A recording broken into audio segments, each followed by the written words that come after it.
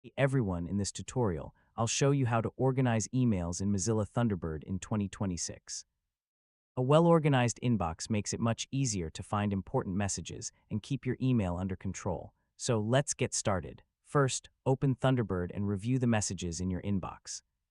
Start by identifying emails that you want to keep, archive, delete, or move into separate folders. To create a new folder, open the folder menu for your email account and choose the option to create a new folder. Give the folder a clear name based on the type of messages you plan to store there. You can create folders for work, receipts, personal messages, projects, or any other category that makes sense for you. Next, move messages into the appropriate folders. You can usually drag and drop emails, or use the Move option to place them in a selected folder. You can also use tags to highlight important messages or organize emails by category.